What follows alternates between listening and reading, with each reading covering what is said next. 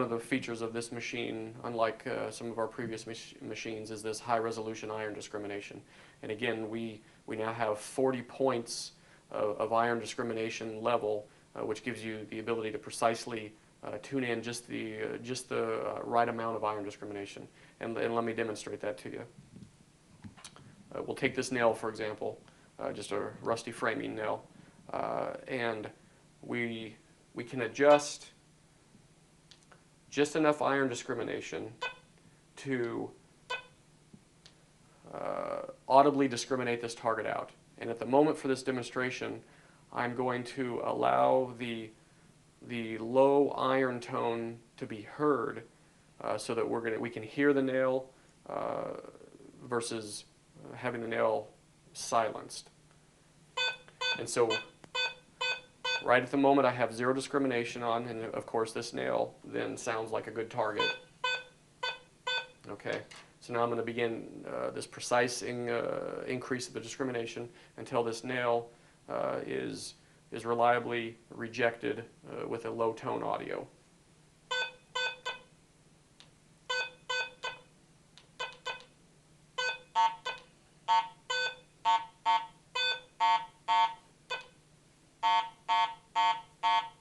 Okay, so now I've got audible rejection of this nail. If I wish, I can turn off the iron audio function, which will then actually silence this nail, or I can reactivate the iron audio function, which allows me to hear the iron that's in the ground.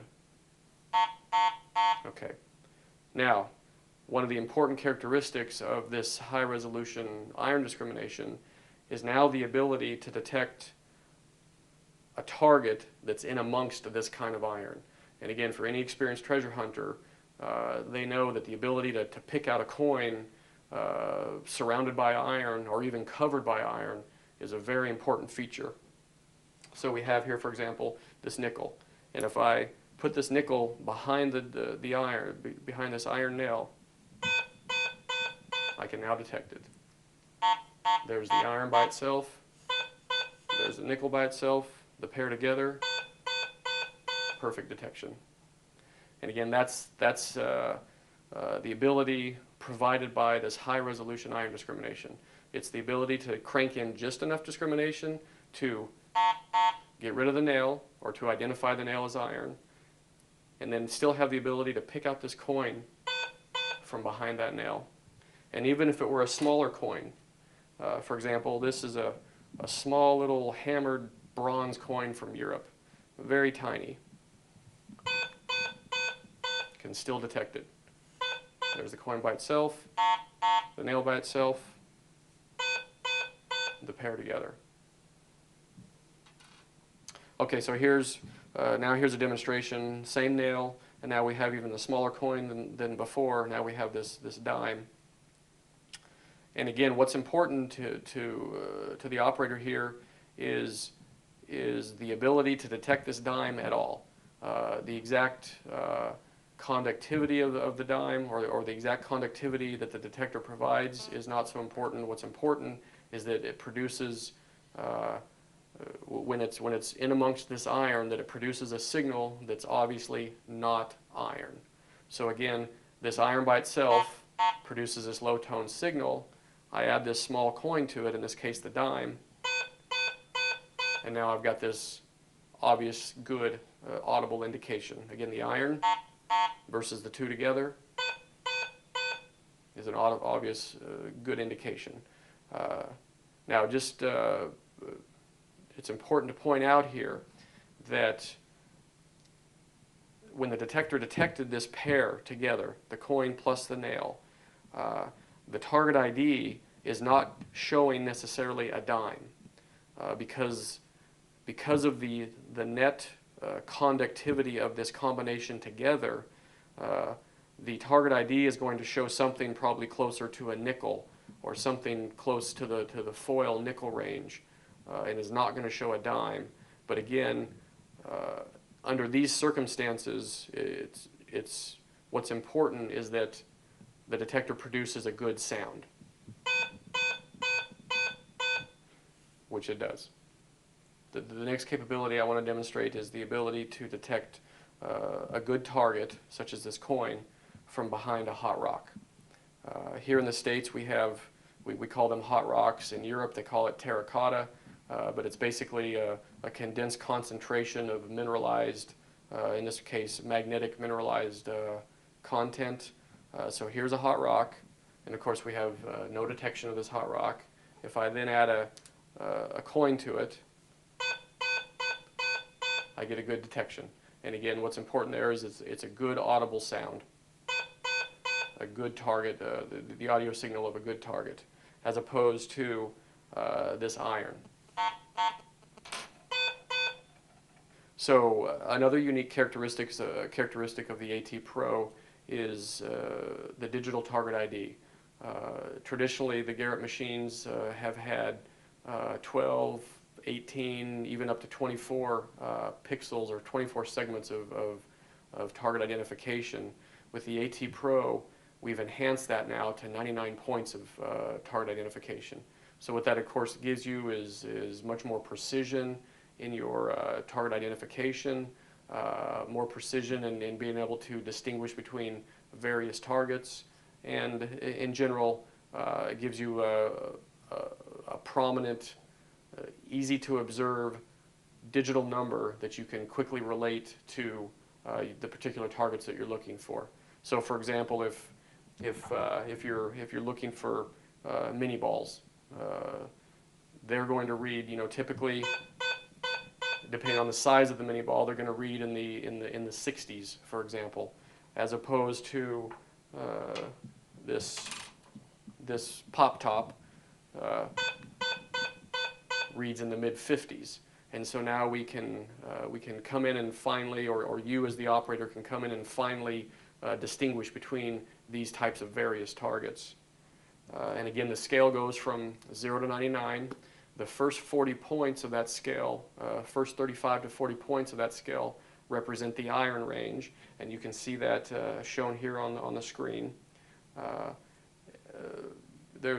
course, there's going to be some overlap between foil and iron as foil and other materials like that become very, very thin.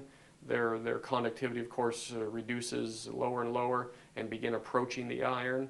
At the same time as iron becomes more conductive, depending on the alloy of the iron, its conductivity becomes higher and higher, and of course, so then you have an overlap of iron and foil. And as you can see here on the screen, that overlap occurs in the kind of the 35 to 45 target ID range.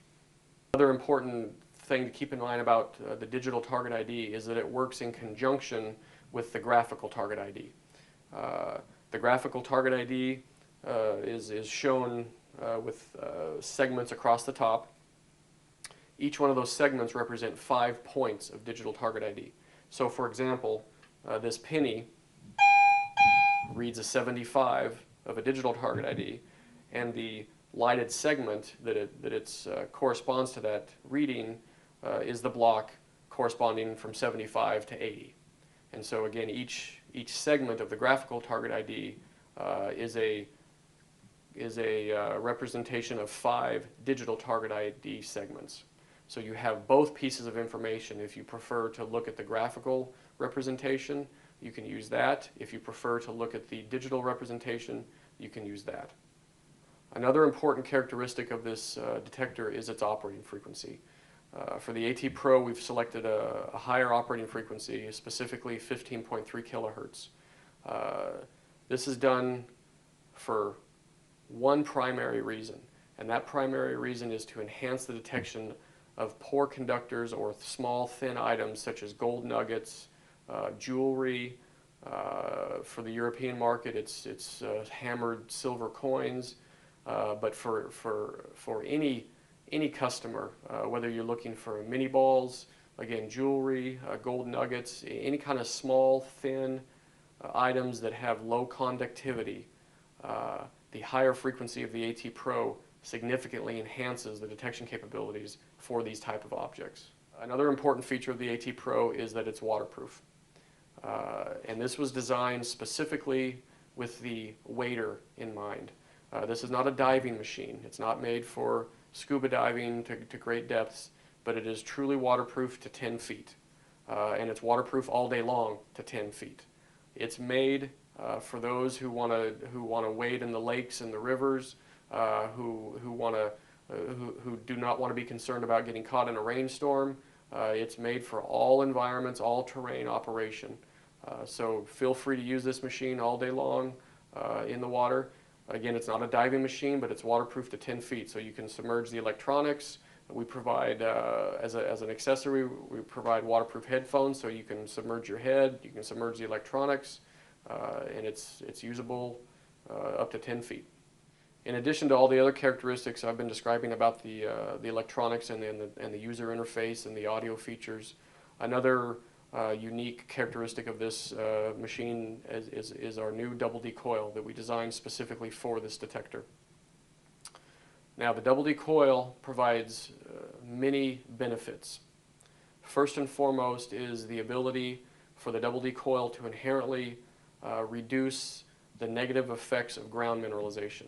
So if you're hunting in any kind of environment, if you're hunting in Georgia with some of the ground mineralization we have there, or in the Pacific Northwest with the volcanic ground mineralization, or in the southwest of Arizona in the gold fields, anywhere you encounter mineralized conditions, double D coils inherently reduce the negative effects of this mineralization, which then equates to more depth and more detection capabilities and more accuracy by using this double D coil. There's some additional unique features about the Garrett double D coil. Specifically, if you notice, it has blunted tip and tail. Now, this blunted characteristic not only allows it to stand up on this table in a convenient way, but there's actually some science behind this. By blunting the front and back of it as we did, it effectively increases the detector's scan length as if it were a 12-inch or a 13-inch coil, even though it's compressed into an 11-inch package. So by doing so, you've got greater scan length, effectively greater depth, and further enhancement of the double D characteristics. It also allows you to get up against, to operate up against obstacles like a tree or a wooden fence or something, to be able to approach those obstacles very closely and still maintain good detection underneath those obstacles or up against those obstacles. In general, another characteristic of a double D coil, which proves to be very useful, is the fact that its detection field is very narrow. Think of it as a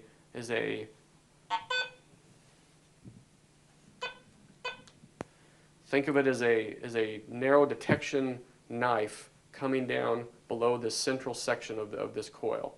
And so what you have here is a very narrow detection field, which allows further capabilities of target separation. It allows faster recovery, and in general, the ability to, again, pick out targets amongst iron trash.